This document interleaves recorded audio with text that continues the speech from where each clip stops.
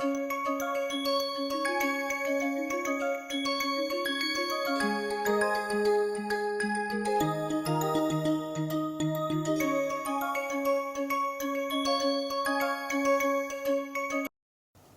learners, welcome back to NPTEL online certification course Novel Drug Delivery Systems.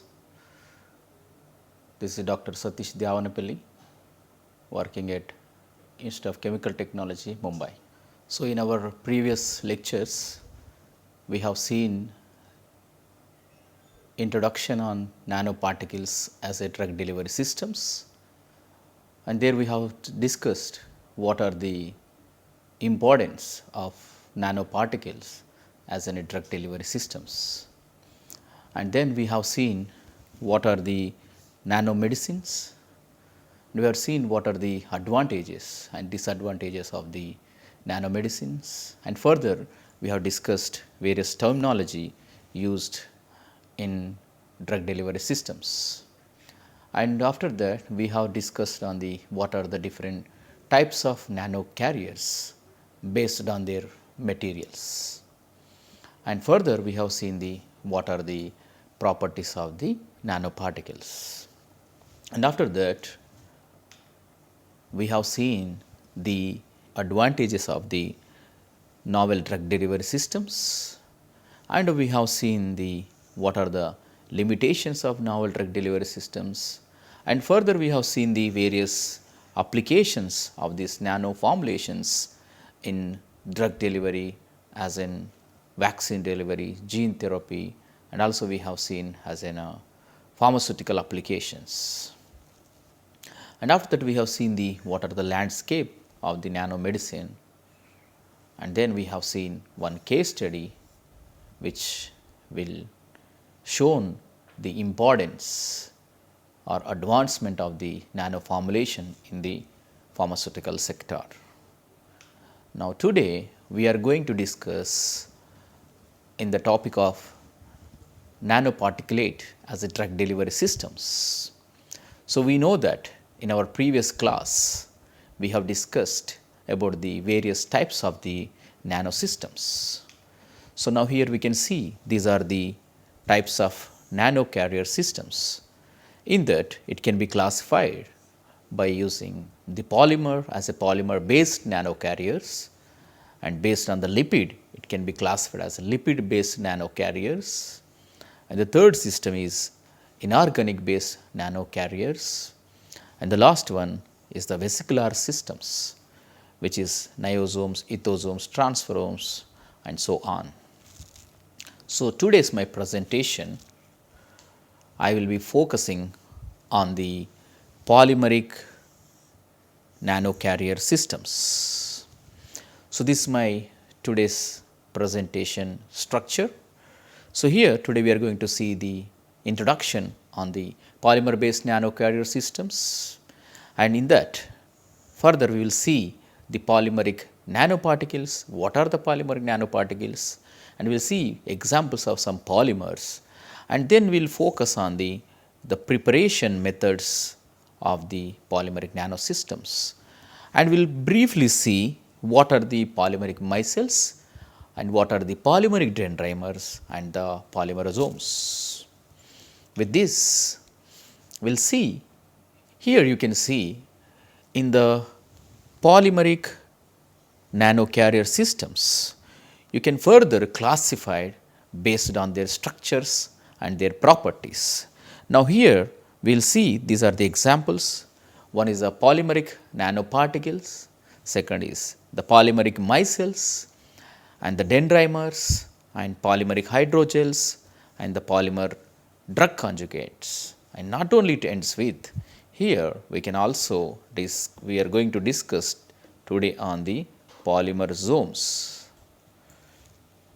So, yes, we know that polymeric nanoparticles are the particles in the range of 10 to 1000 nanometer, which are called as nanoparticles, which are made up of the polymers that are used to deliver the drugs, genes and other cargo to specific sites. Yes, in initial classes we learned that the nanocarriers are the vehicles which can carry the molecules to the target site and they will deliver the molecule. So, based on the material properties, the systems we are classified into different categories. So, in that today we are going to see on the polymeric nanoparticles, and we know that polymers are the long chains of the monomers. So, here you can see it is the chain of the monomers which are called as polymers, and when you do some formulation techniques, you can convert this polymers into the polymeric nanoparticles. Now, here we can classify these materials into different categories. So, here we are going to see, so what are the different types of the polymeric systems. So, here you can see we can classify these polymers into two categories. One is natural and second one is synthetic. So, here in the natural you can again further classify it based on their source, as in polysaccharides, and also you can classify in the based on their nature, proteins. So, the best example for this is the chitosan is the best example as in polysaccharides, and protein you can give an example as albumin is the best example. So, it is not only limited to this class, these examples. So, here we can include various natural polymers, for example, hyaluronic acid, gelatin and various gums comes into this category. There are synthetic, which you can see the example of polylactic acid and polylactide chloroglycolic acid, and also you can discuss on the polyethylene glycol and also polyethylene imine. These are various synthetic polymers. So, here we can manufacture the polymer nanoparticles with the help of the polymers. So, now here we can see in the first lecture, here we are going to discuss on the types of polymeric nanoparticles. Now, here see it can be classified, again polymeric nanoparticle can be classified into two sections as a nanospheres and the nanocapsules. The definition it says that which are the matrix systems in which drug is uniformly dispersed. Now, in this figure from this you will understand what are the nanospheres. You can see here these drug particles are uniformly dispersed in a polymer matrix. So, which are called as nanospheres, yes, which are in the nano range. To understand this, now you can see this example. In the core, the chocolate is dispersed in a dispersed medium. So, here you can see the dispersion, or you can see the dispersion of these chocolates in the content. So, this is nothing but one of the best example to understand the nanospheres. And coming to this side, this part, which are nothing but nanocapsule, which are the reservoir systems. That means it contains two things. One is shell, that is the outside, which is forms the capsule with the help of the polymers, and now inside there is a core that contains the active molecules. From this you can understand this is one of the famous chocolate which comes in the market. Now, the outside is you can consider as a shell, nothing but made up of polymer, the inside, the core is a chocolate. So, with this understand what are the nanospheres and the nanocapsules. Yes, in case of nanocapsules, we have two components. The outside is a polymeric shell, inside is the nanocarrier. Both cases, it helps to encapsulate the drug molecules in the particles. Now, we will see what are the properties of polymeric nanoparticles. Yes, as we know that we have already discussed the properties of the nanoparticles in our previous lectures. Yes, polymers are also which comes in the category of the biodegradable polymers, which are in the biocompatible. After administration, these polymers undergo metabolism and it will convert the polymers into monomers, and further it will convert into the degradable metabolites, will not affect any toxicity in the human body. So, that is why these are biodegradable and the biocompatible. Now, yes, they have the polymers have the good potential for surface modification. So, here by using of the one polymer, you can modify the surface of the nanosphere by using the polyethylene glycol. So, you can it has an ability to modify the surface. So, they are good potential for surface modification.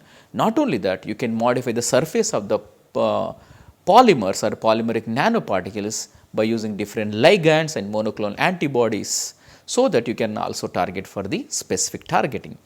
And with this size and with the particular shape, you can also control the pharmacokinetics, that is nothing but the absorption of your molecules and the distribution, metabolism and the elimination of the molecule, which are nothing but pharmacokinetic profile. By using polymeric nanoparticle, you can modulate pharmacokinetic profile of your drugs. And yes, this is one of the promising advantage, protection of the encapsulated macromolecules from in vivo enzymatic and acidic degradation. After administration of the macromolecules in conventional formulation, which will undergo lot of degradation process, especially with the enzymes in the GIT as well as in the blood. And in the GIT, the acidic condition also, which will degrade your macromolecules as well as some of the enzymatic acid sensitive drugs. By encapsulating your drugs into these nanosystems, you can protect your active molecules. So, that is a one more advantage of the polymeric nanoparticles. Suitable for the entrapment and delivery of wide range of therapeutic agents. In this, you can encapsulate the pharmaceutical active ingredients, you can also encapsulate the protein molecules and the peptides, and you have a range of vaccine antigens as a vaccine delivery, and you can also use some of the DNA and the siRNA molecules also for the delivery. Now, this is one of the interesting fact that US FDA already they have approved few biodegradable polymers for the human use in as a biomaterial. That is example is polylactic acid, polylacted chloroglycolic acid for the human use. So, this is a nanosphere, or you can say the nanoparticles. Now, here we will see what are the advantages compared to other type of the nanosystems. Yes, the preparation method is very simple. Just you need to take your polymer, disperse in required medium, solubilize it and process through some of the mechanical or energy input methods that will convert into the polymeric systems. In this lecture, we are also going to see what are the preparation methods of the nanosystems and the simplest method that can be scalable also. And now, the compared to lipid systems and other nanosystems, the polymeric nanocarriers have higher stability because when you compare with the lipids, lipid undergo oxidation and there are the degradation issues during the storage, but whereas polymers have a higher stability compared with the liposomes. That is one of the advantage compared with the lipid systems. Now, yes, by encapsulating your molecules into the polymeric nanocarrier system, you can expect the controlled release, or you can say you can maintain the sustained or extended release profile of your molecule by encapsulating into the polymeric nanosystems. By conjugating with the ligands to these polymers with the various types of the monoclonal antibodies, you can target your molecules into the particular site, especially for the anti-cancer therapy. By conjugating with the folate ligand, transferrin ligand and various monoclonal antibodies, you can deliver the molecules at the right site, or you can say on the cancer cells. Now, this is one of the interesting fact that prolonged blood circulation time by using the pegylation. We know that polyethylene glycol contains the OH groups, which helps to avoid the hydrophobic nature of the polymeric nanosystem. For example, consider if your material is hydrophobic in nature, it undergo phagocytosis by the opsonins, which will come and take up your molecule from the blood by the RES system, reticuloendothelial system. So, when you conjugate your polymeric nanoparticles with various types of the polyethylene glycol, so which will help to control the opsonization which happens in the phagocytosis mechanism. With this, you will see the enhancement of your half-life of your drugs. So, in conclusion, you will see the increased level of drugs in the blood. So, the phagocytosis is the one of the drawback when you go in with the hydrophobic type of the nanosystems. With this, you can reduce the immunogenicity and also you can increase the blood level of the drugs. Now, here we are going to see the preparation methods of the nano formulation systems. So, here we are limited ourselves to discuss the most prominent important methods, and of course, these methods are not limited to 3 types of methods based on the time limit we are discussing. And of course, the preparation method depends on the type of polymer and also it depends what type of carrier and also it depends on your active ingredient, that is nothing but your drug and it may be some biological molecules. So, the preparation methods will depend on the type of polymer and type of the carrier system, and also it depends on the active ingredients.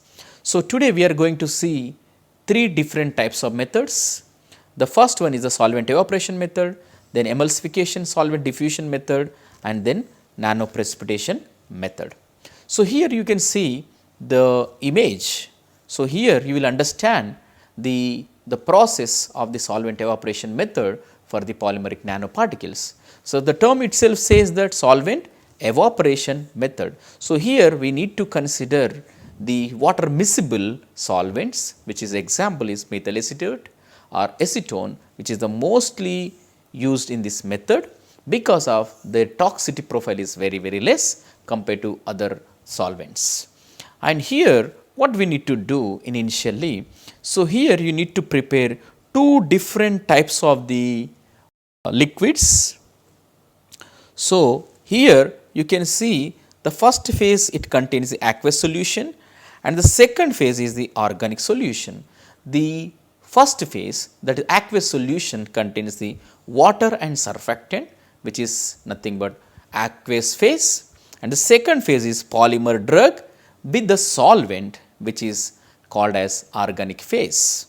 So, to make an emulsion or to make a nanoparticles, you have to prepare two different types of the solutions or phases. So, once you are done with that, you need to mix these two components, two phases, under the mixing or by using stirring. And after that, you need to perform some of the mechanical disruption methods, which will reduce the particles from micron size to nanometers. And after that, you have to remove that evaporation, remove the solvent by the evaporation, and further you need to perform the purification to remove the unloaded, unencapsulated drugs and also unreacted polymer and other surfactant from the formulation, which is called as a purification step. So, here these are the representatives of the surfactant, polymer and the drug. By evaporating the solvent changes, the emulsion will convert into the suspension, and further you need to take that solidified nanoparticles, you need to wash and then collect by the centrifugation and followed by the freeze drying for long term storage. Now, freeze drying is very crucial step when you want to go for the long term storage. You have to remove the unwanted water from your formulation. Freeze drying technique is also known as lyophilization technique. It works with the principle of sublimation, which converts liquids into the solid dry products. So, especially in case of parenterals, you can use freeze drying method, which will convert the liquids into the powder form. And we know that liquids have the drawbacks because it contains water and other medium which will degrade your active molecules. Not only that, water will induces the microbial growth. So, to avoid the water, freeze drying is the one of the best technique. And second method is that emulsification or solvent diffusion method. So, here we need to extend on this emulsification solvent diffusion method. So, here also we use two different types of the solvents. One is the organic solution, second is our aqueous solution. But here in the last stage, we add extra amount of water, which is called as a solvent diffusion method. So, in emulsification solvent diffusion method, the formation of emulsion between organic solution or organic phase and aqueous solution. In organic solution, which contain the water miscible solvent, example is ethyl acetate and also drug plus polymer. Whereas in aqueous solution, water, it contains the various concentration of the surfactant. So, that will convert into the emulsion. The same step which we have learned in the solvent evaporation method, but at the end we need to dilute with the large amount of water. So, that will allow to diffuse the solvent from the particles. The previous method is solvent evaporation method, this method is solvent diffusion method. So, with that, after the moving of the solvent from the particle to the outside of the medium, that is external medium, so then you will see the formation of the colloidal particles, which are nothing but polymeric nanoparticles. Now, here we can see the A is organic solution, B is the aqueous solution. After doing emulsification, yes, you will get in a particles, you need to apply some stirring or high pressure homogenization, you need to apply sonication, or you can do high shear homogenization. With that, you will get a nanoparticles. But to remove the solvent, instead of the evaporation, we can go as a solvent diffusion method. So, you need to dilute with the high amount of water, so that the ethanol will diffuse, the rapid diffusion of ethanol will come out from the particle to the external medium. The evaporation and the diffusion of the, here is the one more solvent, that is a dichloromethane. So, further you will get in a hollow microspheres, or you can say the polymeric nanospheres. So, based on your outcome, you need to remove the solvent, and also you need to do the further purification. So, yeah, in the third technique, we are going to see the nanoprecipitation. It is a very simple method, precipitation of the polymer after the addition of the organic solution. So, here we are going to dissolve our polymer in the water miscible solvent, and we need to add into the aqueous solution by stirring. This technique appears with without presence of surfactant. It depends on the preparation method. So, here what we need to do, you need to take your organic solution, that polymer drug, and we have to inject very fastly and in a controlled manner, drop by drop, into your aqueous solution that contains water and surfactant, and after that you will see the precipitation of your polymer. So, then you can remove the solvent by solvent evaporation. Further you need to do the purification, and then you go for the analysis. Now, here we are going to see the few materials, that is nothing but polymeric micelles. So far we have discussed on the polymeric nanoparticles. In the second section, we are going to see the polymeric micelles, which are nano-sized molecules of core shell structures that are formed by the self association of the amphiphilic block copolymers, which they are added to aqueous phase. Now, here you can see this is one of the tri-block polymer, this poloxamer. So, here you can see the polyethylene oxide groups in the two sides, and in the middle portion it contains the polypropylene glycol. So, here this pluronic is the best example of the tri-block polymer. So, here you will see the PEO. PEO is a hydrophilic monomer, and the PPO is the hydrophobic and water insoluble monomer. When you disperse this into the water phase, so it forms the self assembles into the micelles. So, here you can see the di-block polymers and tri-block polymers, and then graft copolymers. When you disperse in a water, it forms the micelles. So, here we are going to see the dendrimers. Dendrimers are the another type of the polymeric nanocarriers, yes, which are the nano-sized hyperbranch 3D polymeric macromolecules. You can also known as tree-like polymers. Now, you will see here it is looks like a tree, and it contains a core, and then these are the branches, and the outside which you will see the terminal functional groups.